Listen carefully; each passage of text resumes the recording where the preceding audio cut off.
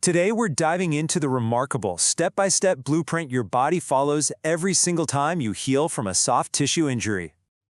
Oh, we've all been there, right? That sudden, sharp pain of a rolled ankle or a pulled muscle. But what happens next isn't just a random waiting game. Your body actually launches a precise three-stage mission to repair all that damage. So first things first, let's get the terms right. Because while we often use them interchangeably, not all soft tissue injuries are created equal.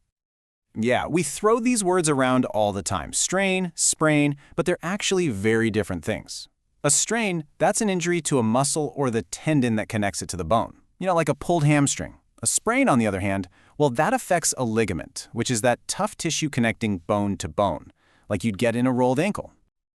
Okay, so the second you're injured, bam, your body's emergency response team, the inflammatory process, springs into action. This is the first and, honestly, the most dramatic stage of healing. And this first phase, it's short and it is intense.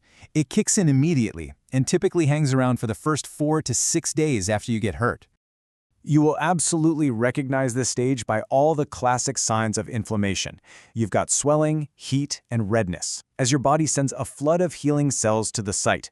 The area is painful even when you're not moving, and any attempt at movement is met with sharp pain and muscle guarding. Your body is basically setting up a protective perimeter. So the goal here is pretty simple: protection. The priority is controlling that inflammation and protecting the tissue from any more damage. This is where your classic rest, ice, and compression come in. But, and this is interesting, the goal isn't total immobilization. Carefully controlled, super gentle movement is actually key to preventing stiffness down the road.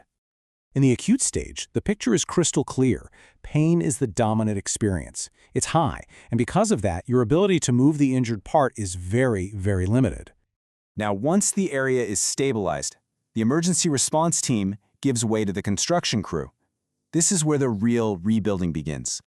This rebuilding phase, what we call the subacute stage, starts around day 5 and can last all the way up to 6 weeks.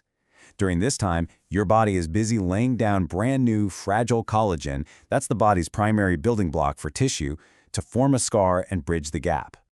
The signs really start to shift in this stage. That initial inflammation and swelling, they begin to decrease.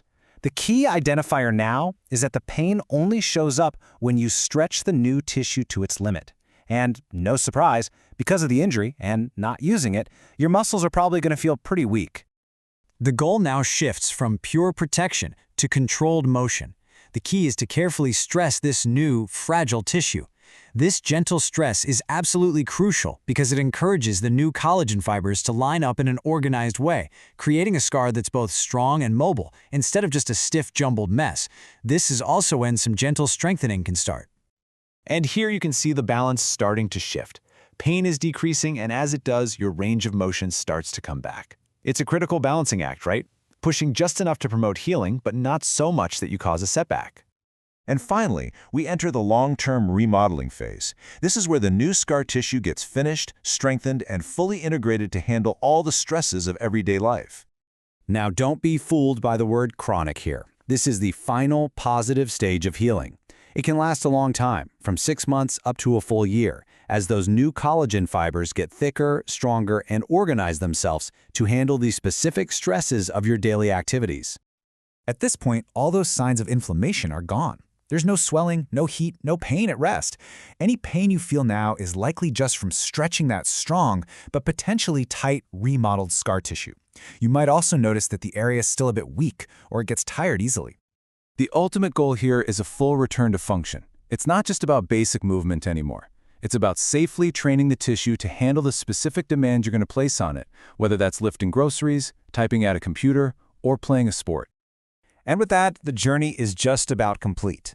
Pain is now minimal or gone entirely, which allows your motion and function to be restored to their full potential. But what happens when the healing process gets stuck? Well, sometimes this can lead to chronic, recurring pain, where the injury just never seems to fully resolve. And it's a common and deeply frustrating experience. This often happens because the body gets stuck in a state of prolonged inflammation, that initial emergency response phase we talked about. This tends to happen when that healing tissue is continually stressed beyond its ability to repair.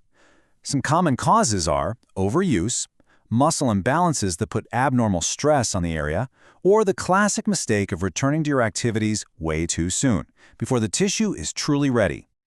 So after exploring this whole journey, let's put it all together into one clear blueprint for recovery that you can actually use.